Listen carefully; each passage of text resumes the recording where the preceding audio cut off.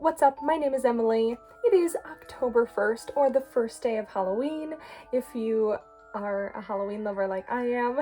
If you're new here, my name is Emily, and I like to talk about books. Before we get started, I just also want to say these earrings that I'm wearing, oh my gosh, were a gift from my beautiful friend Levi. I thought about them this morning when I was putting them on, and because I saw them and I haven't worn them in forever, and they reminded me of fall and spookiness. So Levi, if you're watching this, I love you so much. So today's spooky stories are actually, they're gonna be short and they're gonna be sweet. Short and sweet spooky stories to read in October.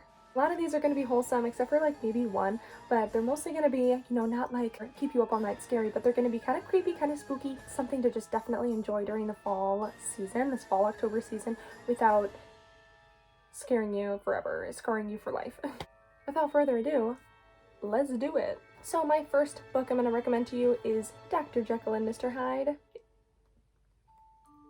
It speaks for itself. I'm sure you've heard of this before. However, the book is very unlike every other rendition of it that I've seen. The main character isn't even Dr. Jekyll and Mr. Hyde. The main character is actually the lawyer. So there you are. So Dr. Jekyll and Mr. Hyde, if you don't know, The Strange Case of Dr. Jekyll and Mr. Hyde, it follows a lawyer, Mr. Utterson, and there have been some strange happenings in the town, and he's kind of just trying to figure out, and there's this mysterious Mr. Hyde.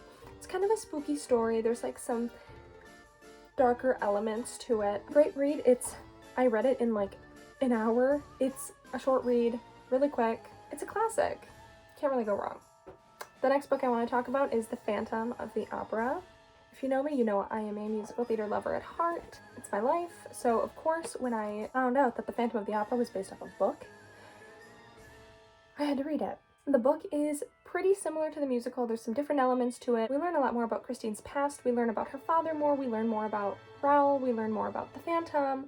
We learn more about everyone pretty much. There are some characters that we don't meet in the musical. We get to see just how dark the Phantom really is. I think the musical really lightened his character so that people kind of wanted to root for him. In my opinion, there's no way to root for the Phantom in this book. It's a little bit dark, again, some darker elements to it. If you love the story of the Phantom of the Opera, you will like this book. Although it may ruin the Phantom's character for you like a little bit. Like it may tarnish your relationship with him. He's not that great of a dude. Anyway, I've always been Team Raoul, so sorry. A man who murders is not someone that I want to spend the rest of my life with, so.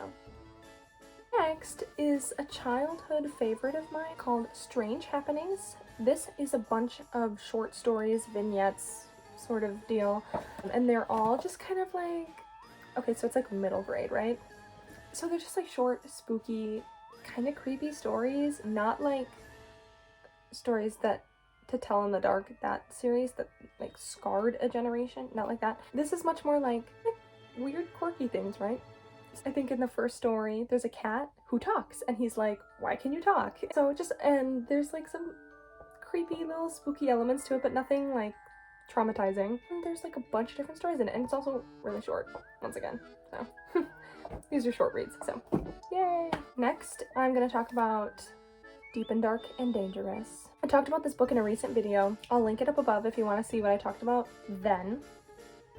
There is a young girl, and she's spending time with her mom, and she finds this picture of her mom and this other girl, and she doesn't know who this girl is, and so she's trying to figure out who this girl is, and then at the same time she meets this other girl who's kind of not very nice, and there's a lot of craziness that happens. It's a little bit creepy. Again, it's like a middle grade book. I would say like upper middle grade. It's a little bit creepier and some dark elements to it, but a good read and a short read, once again. Last but not least, I want to talk about the book Ghosters by Diana Corbitt. She reached out to me on Instagram and asked me to read her book review for her. I had never really done it before, but I like to read. She had, I checked out her website. She has a ton of books, all things that I'm very interested in. It was amazing. I really loved it. It follows, our main character's name is Teresa, and she and her dad and her little brother Joey are now living in her late grandparents' house, and Teresa thinks it's haunted. And then at school, at a new school, she meets a girl named Carrie who is also very interested in ghosts, and they kind of come up with this plan to investigate the house, right? And then they find out that there's this show that they both watch, a la Ghost Adventures, and there's a competition, and the winner of this, you know, best haunting video, it's like $100,000 or crazy amount of money, right? And they get to be featured on the TV show. So this is like a dream for them. So they decide that they're gonna try and capture the ghost on video. This book was full of paranormal activity, ghosts, spookiness, craziness, but it was so funny, so lighthearted, so enjoyable. I finished it in a day. This thing is like 300 pages and I just like zoomed through it.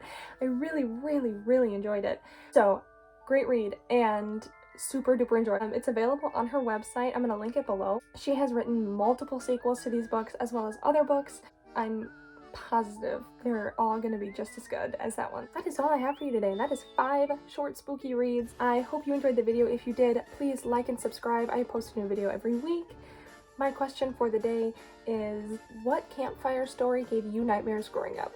Mine is the one about the guy with the hook, and if you know what I'm talking about, you know what I'm talking about, and he like hooks on the car and scrapes it down the middle. That's like the couple in the car, you know what I mean? And they're like running up to the house and then they find the hook in the car the next morning. That one kept me up for days.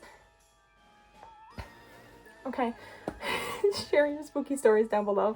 Thank you so much for watching. I hope you have a great rest of your week. See you next time.